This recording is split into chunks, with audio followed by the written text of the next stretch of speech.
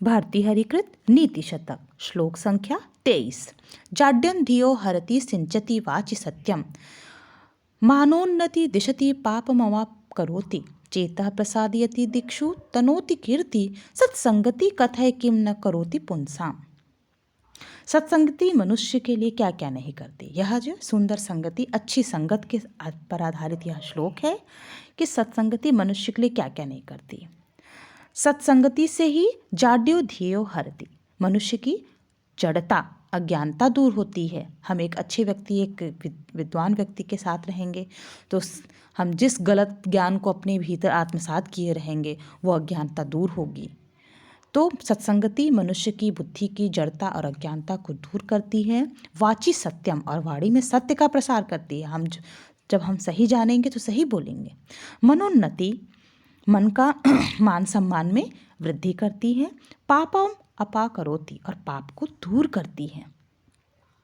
मान सम्मान की वृद्धि तब होती है जब हम सही बात कहते हैं तो लोगों को लगता है कि हाँ इनके पास ज्ञान है, तो हमारी सम्मान होता है, तो मान सम्मान में वृद्धि होती है। साथ ही जिसकी संगत में रह रहे हैं उसकी वजह से ही, उसके सम्मानित व्यक्तित्व के कारण स्वयं भी सम्मान की प्राप्ति होती है। पाप दूर करती है, यानी हम गलत चीज़ों से दूर होते हैं। चेता प्रसादयति, चित्त को प्रसन्न रखती है। जब हम सही करते हैं, सही बोलते हैं, सब कुछ सत्य होता है तो हमारी अंतरात्मा भी खुश रहती है। दिक्षु तनोति कीर्ता, और उसकी कीर्ति चारों दिशाओं में प्रसारित करती है। तो निश्चित रूप से जब हमें पूर्ण रूप से ज्ञान होता है, हमारी अज्ञानता दूर होती है, हमारी वाणी में सत्यता आती है, हमारे पाप दूर होते हैं, तो हमारा यश चारों दिशाओं में प्रसारित होता है। जो सत्संगति ऐसे पुरुषों के लिए क्या क्या नहीं करती। सत्संगति से ही यश मिलता है, मान मिलता है, अज्ञानता दूर होती है, वाणी में सत्य का प्रसार होता है, पाप दूर होता है इत्यादि। श्लोक संख्या 24। जयंती ते सुकृतनो रसिद्धा कविश्वरा नासी येषाम यशः काये जरा मरणजम भयम।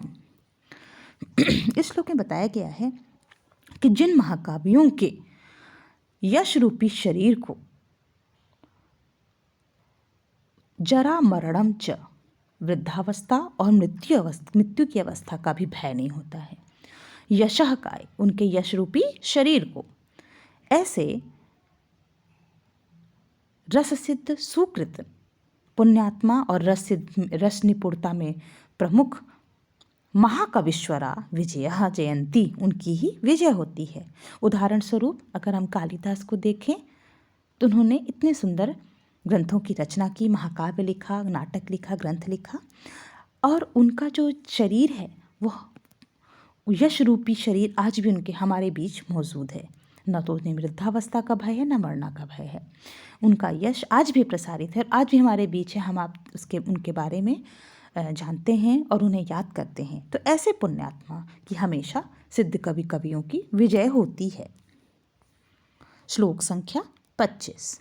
सुनो सच्चरिता सति प्रियतमा स्वाति स्वामी प्रसादो उन्मखः स्निग्धं मित्रं वंचकः परिजनो निष्क्लेश लेशं मनः अकारो रुचिरा स्थिरश्च विभो विद्यावदातं मुखं तुष्टे विष्टव हारिण्यस्तहरो संप्राप्यते देहिनः। संसार के इस संपूर्ण जो दुख है, उस कष्ट को जो हरने वाले भगवान प्रसन्न होने पर मनुष्य को, जो ये ईश्वर है, उनका एक विशेषण दिया गया है, विष्ट हारिणी हस्तो संप्राप्यते। जो संसार में जितने भी कष्ट हैं उनको हरण करने वाले भगवान प्रसन्न होने पर मनुष्य को सच्चरित सदाचारी, सुनु पुत्र, प्रियतमा सती पतिव्रता पत्नी, स्वामी प्रसादनो उन्मुख प्रसन्न रहने वाला स्वामी, स्निग्ध मित्र स्नेहयुक्त मित्र, परिजन अवंचक विश्वास पात्र सेवक, निष्क्लेश मन सर्वदा क्लेश रहित चित्त, आकारो रुचिर सुंदर स्वरूप, स्थिर विभव स्थायी संपत्ति, विद्यावतार विद्या के कारण, मुखम विभव ओजस्वी मुख प्राप्त होते हैं। अगर ईश्वर प्रसन्न हो जाए तो उस मनुष्य को क्या प्राप्त होता है? एक ऐसी पत्नी जो पतिव्रता हो, पुत्र जो सदाचारी हो, स्वयं उसका स्वामी जो उससे सदैव प्रसन्न रहता हो, या बॉस कह लें जो खुश रहता हो, मित्र जो स्नेह हो, सदैव उसके लिए ईमानदार हो, परिजन यानी सेवक विश्वास पात्र हों, और मन सदा क्लेश, ईर्ष्या, दम से रहित, सुंदर चित्त, सुंदर स्वरूप, स्थायी संपत्ति और विद्या प्राप्त होने का ओजस्वी मुख प्राप्त हो जाते हैं। तो इसी गुणों की कामना के साथ धन्यवाद।